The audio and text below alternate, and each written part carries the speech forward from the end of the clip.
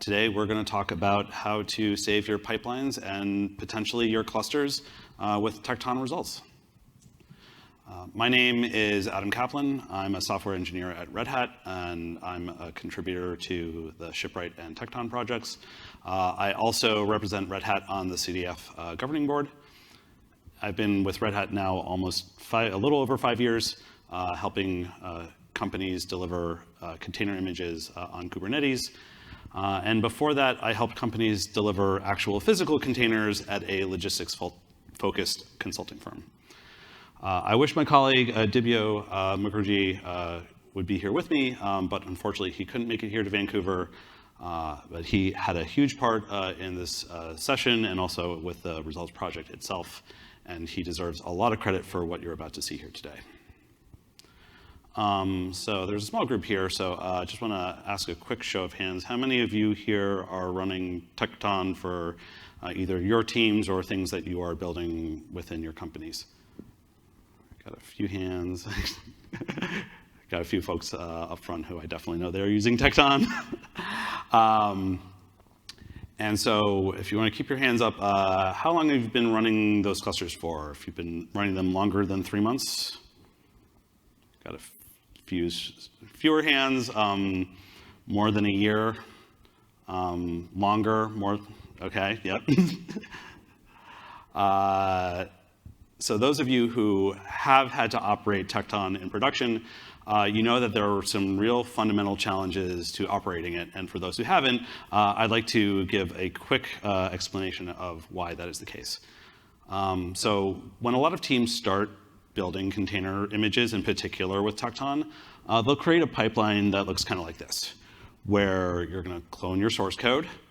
You're going to probably spin off a set of tasks that will actually build a container image, most likely push it to container registry, while at the same time with that source code, you'll run some kind of static SAS analysis, like a tool like SNCC, or maybe something that is specific to your programming language, like GoSec. Once the container image has been built, you might have another step where you're going to then scan the container image so that you can look for vulnerabilities with like the actual underlying base image, for example. And then at the end, you'll want to pull it all together, analyze what happened, make a determination whether or not the pipeline succeeded or failed.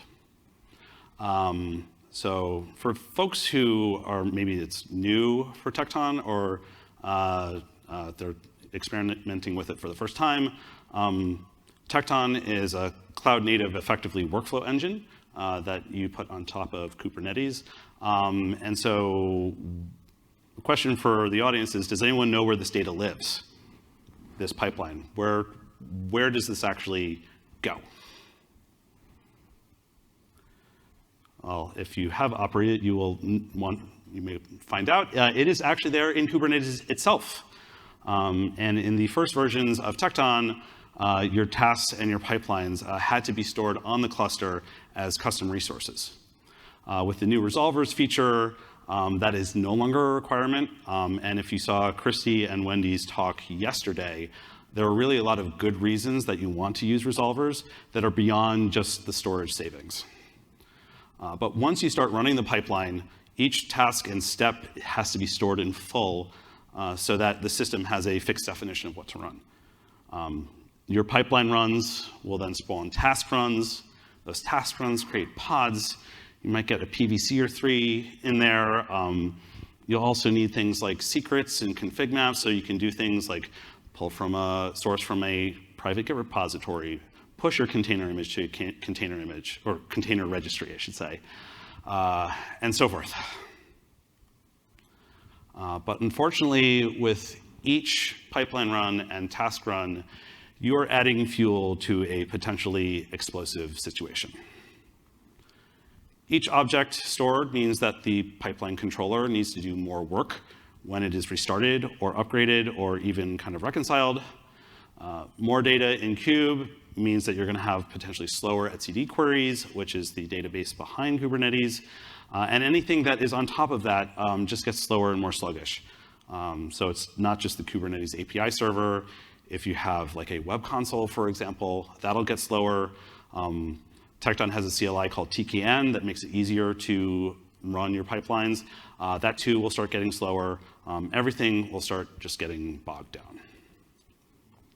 But really more importantly is that etcd has a hard storage limit of 8 gigabytes, which for running workloads, that's great.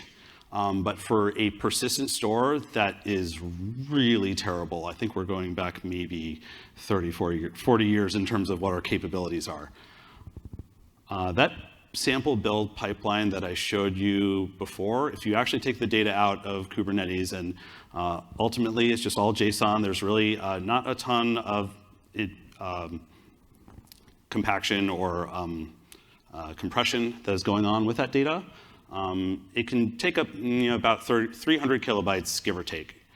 And if you do a little bit of math, on a real world cluster, you might be able to hold about 15,000 of these. This was just some quick back of the envelope math that I did there.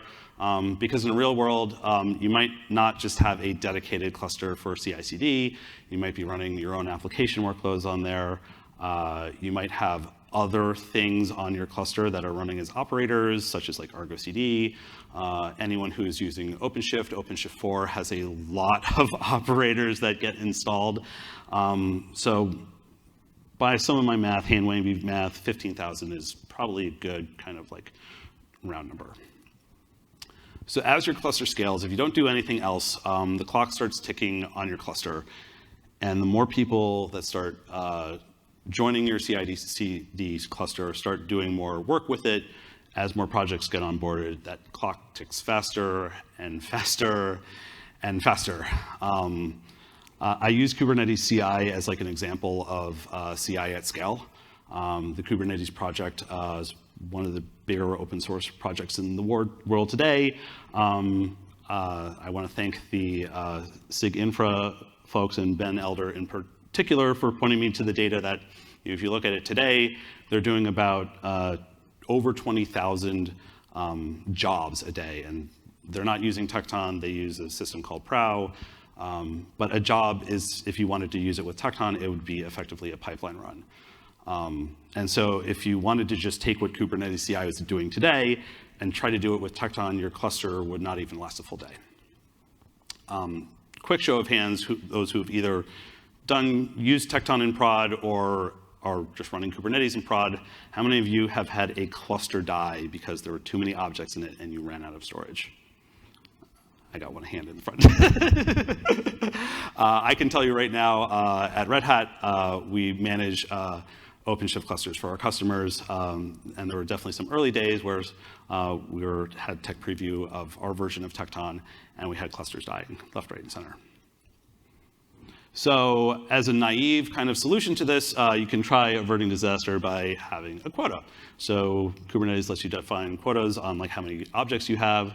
You can have a quota here where you have like, okay, 3 because so many people are using my CI cluster. But once my pipelines are run and I try to run another pipeline run, I can't. I get this error from Kube saying that, oh, you've exceeded your quota. So this is kind of useless to a developer. What good is your CI system if eventually you can't run anything on top of it? So the next logical thing you could do is start deleting those old ones. And that helps. It certainly frees up the storage, but especially for CI/CD, those pipelines contain a lot of really important information. Things like the logs. So when you try to debug a failed pipeline, if you delete your pipeline run and everything that's underneath it, you lose the logs. If you want to do any kind of analysis, try to extract things like DORA metrics, you can't do it if you don't have the data. So how can we save this data? That's where Tekton Results comes in. It is here to help rescue you. So Tekton Results makes it easy to save your pipelines and logs off cluster, and then provides a simple API that lets you access the data after the pipelines have been removed. So the results project consists of 2 components. There is a watcher, which for those who are familiar with Kubernetes terminology is a controller, which monitors those pipeline runs and task runs as they execute on the cluster. And then there's an API server, which receives the data and provides an endpoint for users to access. The API server is backed by a Postgres-compatible database, and there's a new feature, logs feature, which I'll talk about in a bit, that gives you optional storage for logs. So you can use like Postgres directly if you're using a cloud provider database service such as like Amazon RDS. If you're using a Postgres-compatible engine, you can use that. So the way it works is that the watcher will wait for your TaskRun or PipelineRun to complete, and then it'll send the data to the API server where it is stored in the database. If the logs feature is enabled, those two are streamed to the API server, which then stores it in the log storage backend that you configure, which today we support a persistent volume, block storage, or Amazon S3. So once the data is in the database, it can be retrieved over an HTTP API, which can either be REST or gRPC. And so here's kind of an example, and I want to kind of step back a little bit to kind of showcase it, where we are going to query the API to find a pipeline run and then find its subsequent task runs and other records. The way that you can do this with results is a feature called CEL filtering. What CEL is it's a programmer-friendly syntax that, in our case with results, converts your programmer code language into effectively SQL queries. Not exactly. So in this instance, I have an example here. We are passing in a filter. We are filtering on data type. So each thing in results has a type. And if you notice here for pipeline runs, it looks very similar to the Kubernetes typing of API groups, version, and kind. You can then also drill into the data on the object itself. And since pipeline run is a Kubernetes object, it's a custom resource. If we want to get it by its kube-friendly name, we can use just look at metadata.name. So I want to see if I can maybe fast forward a little bit. So once we have that information, we try and query it, and then we can actually see all the records that are related to this pipeline run. So you can see we have the data for it here. And when you get it back from the API, it is all JSON encoded. And it's all organized under the parent for its namespace. We can then go a little bit further, and I'm just waiting to see where the demo goes. Yeah, so we can go further. And for pipeline runs, by default, if it's just a pipeline run that was triggered by hand, we can use its unique ID to find the task runs and logs related to it. So once again here, there's a whole bunch of base64 encoded data where you can see the task run. And we can go one step further once we have sort of know which records we want to search for. If we see we find a task run, we want to look more into what is in that task run and what was run. Here, let me just jump ahead.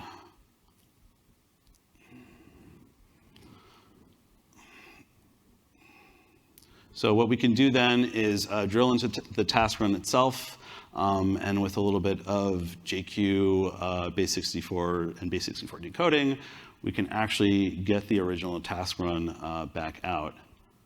So we'll go ahead and do that.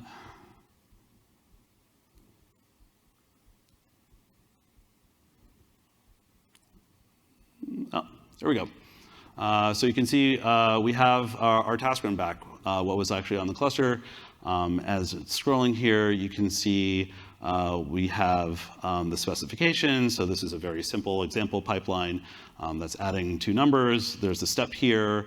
You can see the container that was run, the commands, everything that was run in this task, as well as some other extra data. So I want to call this out here. So in the annotations, one of the things that Tekton Results does is it pulls out basically a locator where you can find this data once it's been removed from the cluster. And so you can see it's got a reference to the parent result that it's under, the record that's related to, and also where you can find the log for this task run. And speaking of logs, we can then go the next step further and look at the logs themselves, since I have the logs feature enabled in this demo. And it's just like before, we can use JQ and a little bit of base64 decoding. And with the new logs endpoint that was added, we can actually get the logs data back. And just one moment.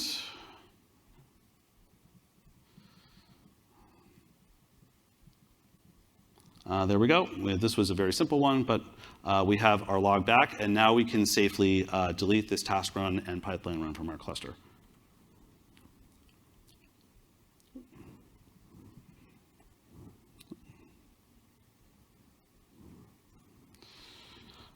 So how does this all work under the hood? The foundation is a very generic data model consisting of results and records. The records are what you probably saw in the returns from the API server, where we just use types to define the value, and the value is all encoded JSON. Postgres, what's neat about it is a very powerful JSON support, and we can, if you are operating it, you can add indexes that make it easier to do your own queries and analyze the underlying data. The results are used to kind of group the records together, and out of the box, results uses owner references to organize things. It also has support for triggers. So if you're using Tekton triggers and you use a trigger to start one or more pipeline runs, your trigger ID can be used to group all of your pipeline runs and task runs together. All results also have a parent, which I may have alluded to earlier, which defaults to the object's namespace on Kubernetes. It doesn't have to be that technically, and the terminology is intentionally a little abstracted. Towards the middle and end of last year, I was working on a team where we were actually extending results so it worked with the KCP project. So it technically went beyond just Kubernetes namespaces into the broader KCP workspace concepts. As alluded to earlier, results also has API support for gRPC in addition to REST. The watcher, in fact, uses gRPC to send the data to the API server, not just the JSON that we send over, but then with the logs feature, we're actually using it to stream the data in a way that not only has low latency, but it also ensures that we don't overload the API server too much. If you want to know what gRPC is, it's an implementation of protocol buffers. I really should add links here to explain what that is. It's a great project. Definitely go check it out. We also have a feature that lets you use Kubernetes RBAC to control who and what can access to the data in results, especially once that data is no longer on the cluster. So one of the cool things about results is that how you define RBAC does not have to be tied to an actual custom resource on the cluster. So we kind of have a effectively convention where we have virtual custom resources. They don't actually exist on the cluster. They exist in results, but we have defined an API group for it. We define resources for it, which we then use to control who has access to what. And we use similar conventions to Kubernetes when it comes to create, read, update, delete permissions. So this is an example here of a read-only role for the namespace where you have permission to get and list all of the results. And so here's an example in action where we have two namespaces where we've got two pipeline runs, and I'm going to speed things up a little bit. We've got a cluster role defined that is effectively read-only, and we have a service account that is binds to the role. Tekton Results also part of the install. We provide a cluster role that gives you read-only namespace. So using a role binding, you can have read-only for the results objects in a single namespace. And so in this example, I have another namespace, similar. It's a role binding, uses that same read-only cluster role, and with the RBAC system, we use token access reviews to figure out, do the authentication, and then that does we use subject access reviews for authorization. So To access the record, we first need to get a token. It doesn't have to be a service account token. If your cluster is configured to use OIDC providers, you can use an OIDC provider. And so with that token, if that token corresponds to a user or service account with the right permissions, you can see the data. But then if I want to go and try and use the service account of a different namespace and access the parent in another that corresponds to, say, that original one, and if you don't have permission, you will get a permission denied error.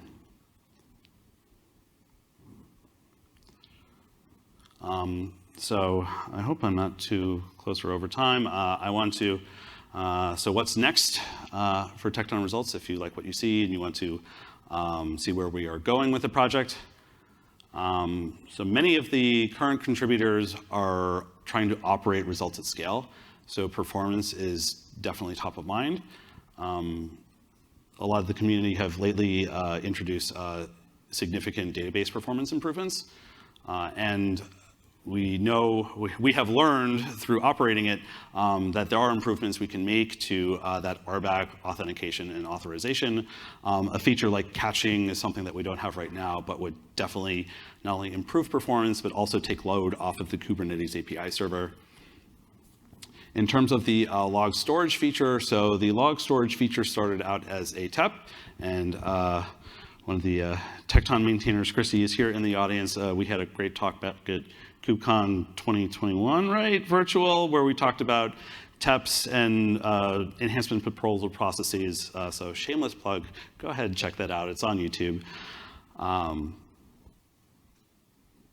In that, we discussed initially rolling out the gate with persistent volumes, S3, but we definitely have visions of more object storage providers, whether it is like cloud provider storage for Google, Azure,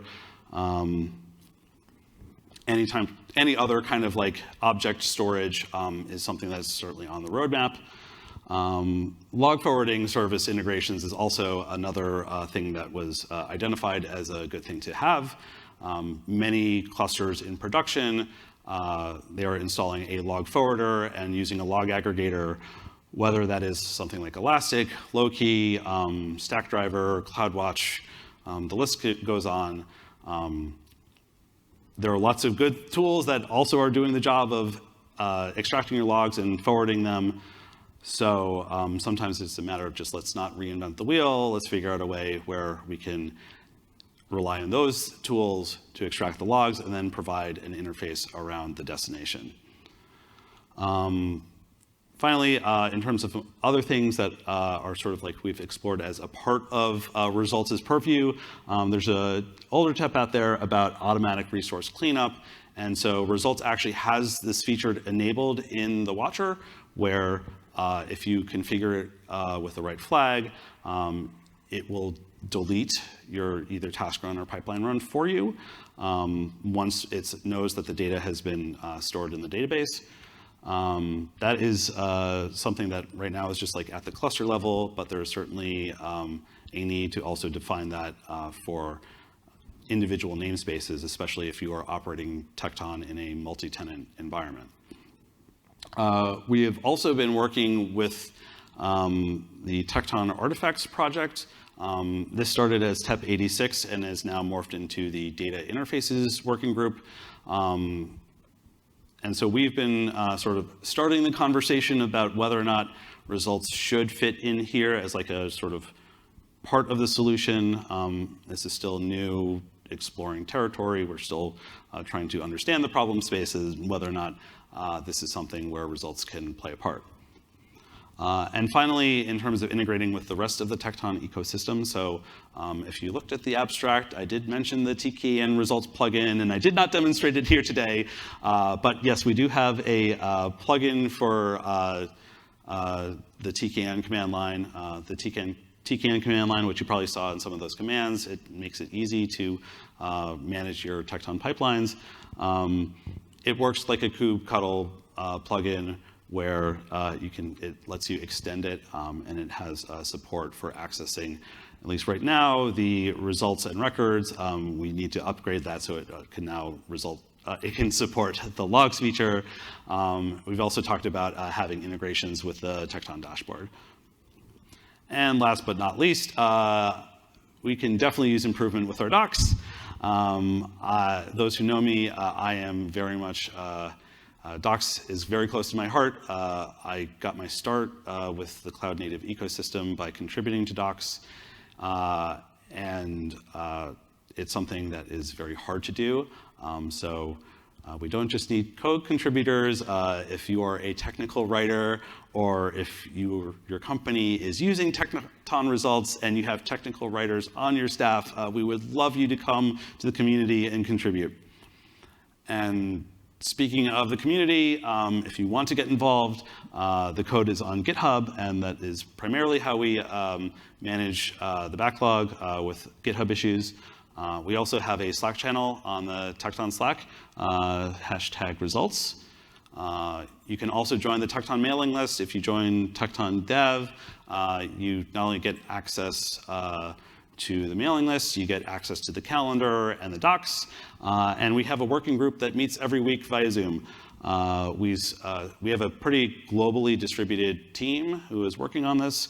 So we split between time zones. We have basically East Hemisphere, West Hemisphere. East Hemisphere meets at 8 a.m. Eastern, 1300 UTC every Thursday. And for the Americas, it's at 12:30 p.m. Eastern, 1730 UTC. I do have a link to the working groups document, except I need to update it so that that information is all there.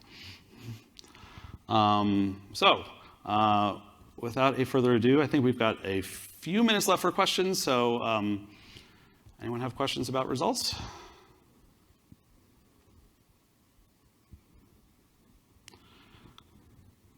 All right. One last thing. Oh, Andrea has a question over there. Okay. Sorry, I was just thinking when you mentioned the dashboard integration, whether it would make sense, or do you have any plan to start getting resources in results as they evolve as well? So before getting a TaskRun results before it's finished, so you could point then the dashboard directly to it without having to switch between. So the the reconciler actually, it does start updating the database as the task run is running. That's actually kind of how we get those annotations onto the task run in the first place. So in theory, you could just start accessing the data on results once it's been put there. Cool, thanks. But I guess to follow up on that, it might just be the matter of if you're looking at the data there, just like Kube and Tekton, it's a controller, so it's not going to be real time. It's going to be eventually consistent. Any other questions? All right, I think we've got maybe 1 minute since we started a little late. One last thing is that we have a logo, and actually 5 logos to be exact. So the wonderful and talented artists at the Linux Foundation have provided these 5 candidates for the project so that we can join our fellow friends with a logo in the Tekton project. We have an active poll that's open on GitHub and discussion, so please take a look, vote on your favorite, and let us know what you think. Which one's your favorite? I do not want to bias the poll. So see me outside afterwards, maybe at the bar, and then we could chat.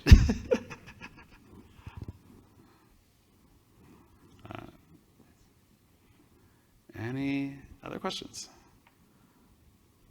All right, well, thank you very much, everyone. Thank you for joining. I hope you all enjoyed CDCon and GitOpsCon, and enjoy Vancouver and the rest of your week if you're staying for Open Source Summit.